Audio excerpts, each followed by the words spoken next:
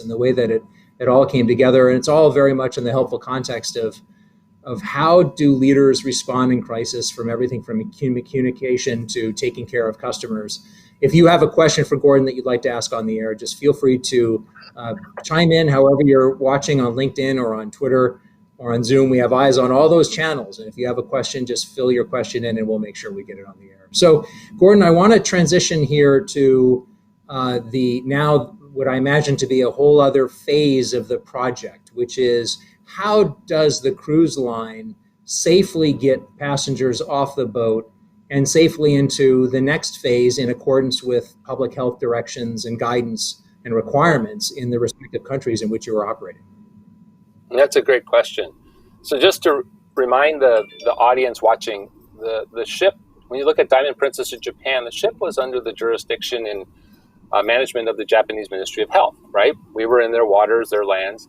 And so we would coordinate work with them, but ultimately, the decision initially was made, let's do a quarantine. That's the safest option. And even the CDC had sent letters to all the US passengers as part of this process that, hey, we believe the safest course of action is for you to stay in your cabins, obviously social distancing, washing hands, the whole bit. But as things progressed, I think perspectives changed about what might be the best course of action. And in the case of the US, the CDC decided, the State Department, that they wanted to, they said that they at that point, the best course of action would be, hey, we want to fly you home. And this was before the 14-day quarantine was up. They decided, you know what, let's decide to have them disembark the ship, charter some planes, and have them fly back to the US. And unfortunately, for another 14 days of quarantine. And that set up in motion other countries, be it Canada, Australia, and so forth, who followed suit to say, hey, we want to repatriate our passengers, our guests, our crew from our citizens back home. And that process obviously was a lot of logistics planning together with the Japanese government to move that forward. And then once they, in the case of the US, I'll share a minute about that. Because this was so fast moving, most of the passengers didn't know where they were going. They didn't know which base they were going to, where they're flying to, nor did we. And so it took a lot of planning and proactiveness on our part to find out, okay, where did our passengers end up? And at that point, they're off our ship. In some ways, they're not our passengers per se. They're not on the ship. But in many ways, they still are our passengers, our customers, our guests, and our crew. So that's what set forth. We stood up care teams, Matt. We set up a whole group to really be responsible for the monitoring and working with the CDC and HHS in the case of the US to provide support. It ranged from supplies, because as we know, over time there was a run on toilet paper. There was things like that we had access to that we provide literally to the military bases, to providing valuable communications. And ultimately, we made sure that we provided transport for all of these passengers to get off the base after day 14 back home. So really, a number of things was done. And I can show you a few samples if you want of some of the things that were done. Should I do that, Matt? Yeah, yes, okay, please. So if you want to show, if you look at slide, Cliff, you want to take a look at picture number 6? Yeah, this is just an example of just some of the care teams back in the home office working together. I think in total, maybe 1,500 care packages were created across the voyages, basically helping provide comfort. On the upper right, you can see a visual of the care package, plus just this is a post from a passenger saying, hey, we just got this at our Air Force Base in Travis Air Force Base near Sacramento, California. And if you look at the next slide, slide 7, you can see one of the things that happened across the Princess employee base is they all said, how can I express my support, my words of encouragement to the guests? Because it wasn't like we were that everybody on the company could send an email to people on the ship. So we were able to say, let's do personal notes of support. So we created this custom card, and we basically had several hundreds of our employees write personal notes to each of our passengers that were quarantined across bases of the world. So I think this is just an example of, hey, we wanted to do it. All of our employees wanted to show their support, a personal note of encouragement. And then I think it also, hopefully it seemed like it was received well by the guests and crew who received them, right? And then ultimately, after the 14 days, we actually we had people on site, Matt. We actually had our sales force, which is located across the world, across the country. We actually had people who were local help serve as on-site support for the base. So we actually had several of our business development managers who became part of the team at HHS. They actually were there to provide support. They might go on runs to provide much needed toiletries. In one case, we purchased 1,000 blankets for passengers because it wasn't warm enough. And so we realized we're working with not necessarily the perfect conditions. Everybody did their best.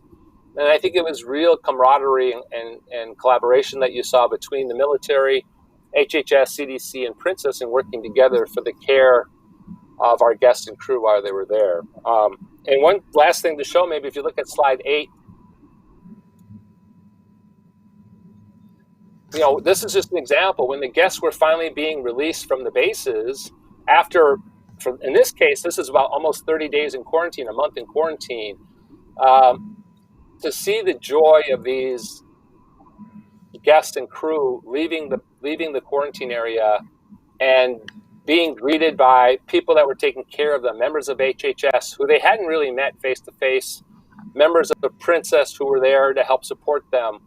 And I must say, at this point, these people were probably the healthiest people. They were 30 days in quarantine.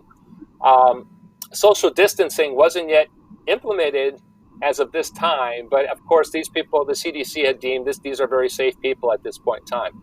But if you look at this, and this is just an example of just some of the things that went forth. And if you look at the next slide,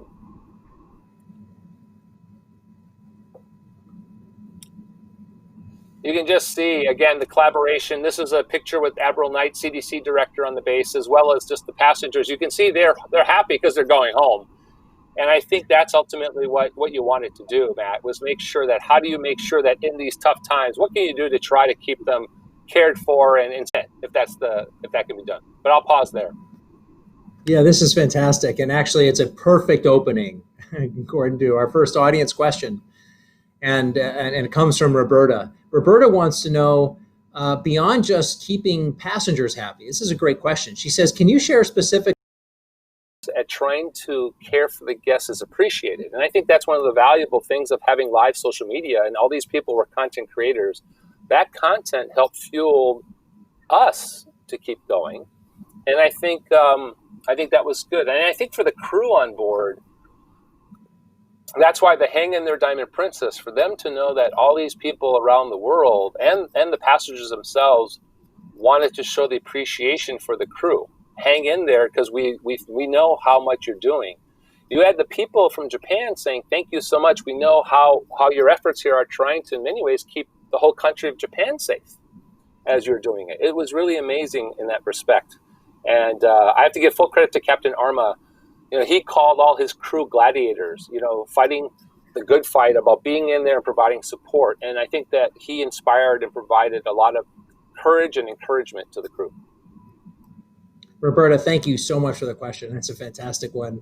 If you are watching and have a question for Gordon, ask it however you're watching, and we'll make sure we get it to Gordon on the air. Gordon, I think it's under the circumstances. From a marketing perspective, I find it awfully interesting to ponder how do the events of the past 3 to 4 months, going back to the heroic actions that were taken by the Princess Cruise Line and the Princess family to get passengers safely off board, and all that went into doing that, an extraordinary cross-company effort. Thinking now ahead a bit, how can what are some of the ways that that these companies can begin to build off of the experience over the last several months to begin re-engaging customers, even if we may be weeks or months away from passengers getting back on board a cruise ship? What are some of the ways that brands that you, if you were advising them, would be smart to re-engage clients or travelers? Yeah, I'm a big believer in, to the extent that you can, data and research. So and I think a lot of companies do this, we literally ask our guests, what's your sentiment right now? Do you want to hear from us? What type of communications do you want to hear? And over time, we clearly saw that grow, where they said, yes, we would like to hear more from Princess. I'd like to go on a cruise vacation with Princess. I'd like to know about what promotions you may have. I'd like to know, and I'd like to hear from you, whether it's things that you can help me do at home so I can take care of myself, to aspirational content for when I can cruise again. So ultimately we asked them, and we actually did an email to them where we asked them, hey, would you like to start receiving emails from us about promotions, about in-home content, or would you rather not, and take a pause? And based on their response is what guided us and how we communicated to our customers. And I think everyone can do that. I mean, sure, you can have artificial intelligence, maybe machine learning, to tell you, hey, I can predict which guests want to hear from me and not. But I think the safer way probably is just ask them. And we are at a time right now where the importance and the value of data in making better decisions has never been in sharper focus. That there is so much that's changing, and the insights and assumptions that we might have made 4 months ago about how to operate a business most efficiently are, many of them, kind of subject to complete and total reevaluation, if not replacement. And so using data now and including of the kind that you described, Gordon, of asking your customers what it is that they want and making sure that information is fresh, accessible, and actionable, really can make a difference. This is a moment for I think, for as much as possible, seeking out information and data to inform every decision. It sounds like that's certainly would be the core of what you'd be recommending to brands who are thinking about the best way to get back in touch with their customers. Absolutely. I mean, it's both asking them and looking at behavior, right? We all have, in the case of email, we know what open rates are, click rates are. We know if people are unsubscribing, and you watch that. So you look at combination of what they're saying, other data, and their behavior. And I think what we saw is some really tremendous encouraging data following our resumption of communications with them and what we communicated with them. They really enjoyed it. And luckily, because we have these partners, Matt, who can provide tips on how you can get better sleep, because a lot of people are under stress. We have a sleep doctor, Michael Bruce, who provided tips on better sleep. We had Curtis Stone provide recipes. We had our mixologist, Rob Floyd, who provided how to make cocktails. As we all know, I think alcohol sales are up 220%, and people are making drinks at home. And so we were very fortunate, given our partners, to help provide things for people to do at home. In many ways, people virtually created a cruise experience at home, right? In some forms, whether it's beverages or food. And then we actually gave them virtual cameras so they could actually see what was going on in Sydney Harbor, or they could see what was going on in the Caribbean or Alaska in Juneau. So at least they kind of virtually could do it using technology. And I think it helps build anticipation when cruising can resume. And I think that's what you do, what we did. We're speaking today with Gordon Ho, who's the former CMO of Princess Cruise Lines. I know, Gordon, that you developed some relationships that were already in place to some extent with colleagues. I'm sure that got stronger. We talked a little bit about that off the air. But I also know that you forged some relationships with some of the passengers, and we're awfully fortunate today to be joined by a couple of them who you showed on a slide earlier, that newlywed couple that you got in touch with, Tyler and Rachel Torres. We're actually very pleased to have them on the show, and there they are. It's great to see Tyler, Rachel, how are? Hi. Welcome to the show. How are you, Tyler, Rachel? So, what a surprise! Nice to see you guys. Yeah, nice to see you too. We're doing good. We just bought a house. We just got the AC fixed because it broke on week 1. But we're So good. home ownership is at its finest already. Because you're in Texas. I don't know if people know they need AC because they're in Texas. I assume it gets. Is it warm right now over there? I think it hits 100 tomorrow. So yeah. Oh boy. This is, of course, when the AC doesn't you don't discover that AC is busted in times when it's cool. You find out that it's going to be that way when it's warm. Unfortunately, and welcome, by the way, Tauruses, to the world of home ownership. Isn't it wonderful? Thanks. Yes. Yep, I think we're quite enjoying it. I've got my full arsenal of tools, lawnmower, everything all ready to go. So I want to ask. Go ahead. No, go ahead, I just want to say that for the people who don't know, Tyler and Rachel were probably, when you talk about people who share information and do so much, I mean, these were two exemplary examples of passengers and guests who really supported the efforts. They had a Reddit A&A post where they posted, I think maybe every minute, Tyler and Rachel talking about here's what's going on so people could follow what was going on. But they also they supported it in so many ways. So really, I think it's when you talk about Princess, you talk about employees and the crew, but you also had passengers like Tyler and Rachel who did so much to help support. So thank you. Absolutely. So I wanted to ask a question, Rachel, maybe we'll start with you, and that is, talk us through how your paths crossed with Gordon. How did you two end up connecting with him and his team? Yeah, so Tyler actually originally, I'm going to send that one to him because he's the one who connected with Gordon originally. Yeah, so as Gordon was saying, probably day 2 of the quarantine, we were still getting communication lines open because a lot of the times the Japanese Health Ministry would get with the media first, and eventually that was fixed, and then Princess started dishing out stuff an hour, 2 hours before the media would get it.